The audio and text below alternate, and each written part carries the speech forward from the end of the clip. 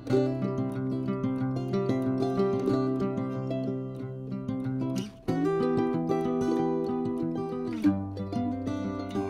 मसीह दी, हर शय मसीह दी। तो मसीह के नाम में सबको सलाम।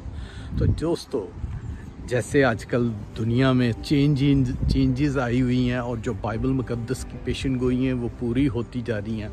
और बाइबल मुकद्दस ये फरमाती है दोस्तों, जो बद से बदतर है वो बद से बदतर ही तो होता जाएगा। और जो खुदा में कायम है, जो खुदा के साथ चल रहा है, ईमानदारी में चल रहा है, वफादारी में चल रहा है, खुदा को हाज़र नाज़र जान के चलता है, बेईमानी और फ्रॉड और धोखे को कबूल नहीं करता दोस्तों, वो जो अच्छा है वो अच्छा ही होता जाएगा और जो बुरा है वो बद से बदतर होता जाएगा। तो दोस्तों, ये दोनों चीज़ें बाइबल मुकद्दस में लिखी गई हैं।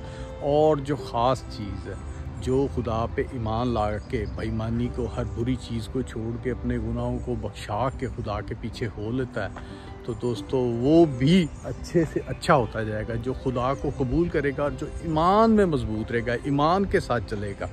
लोगों का ईमान जो दुनिया की रेशो है, जो अब चल रही है, क्योंकि आखिरी वक्तों में चल रहे हैं, पेशन गोइयों में चल रहे हैं दोस्तों, वो एक छोटी ही चीज़ के लिए ईमान को बेच देते हैं, बेईमानी शुरू कर देते हैं, फ्रॉड, धोखा, लड़ाई झगड़े। और जो आजकल की रेशो चल रही है, पैसे की खातर, दौलत की खातर, घर की खातर, सके भाई बहन, रिश्तेदार, वो जो बोलते हैं अंकल, सच्चे सक्के जो चाचा बोलते हैं जैसे, वो और सब इस तरह के आपस में जायदाद और प्रॉपर्टी और पैसे और दौलत के लिए बेईमानी करते हैं और बेवाओं का माल खाते हैं, यतीमों का माल खा लेते हैं दोस्तों। ये रेशो बहुत बड़ी हुई है। और ये रेशो कब थी? नूह के ज़माने में वो बदकारी थी, वो बुराई थी, वो बुरी चीज़ें थी।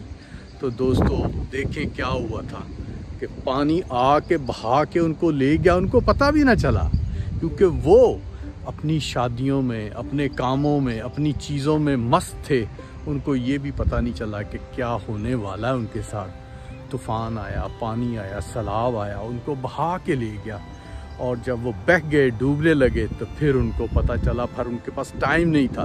तो वही अब टाइम चल रहा है दोस्तों, यीशु की दूसरी आमद, जीसस की दूसरी आमद होने वाली है।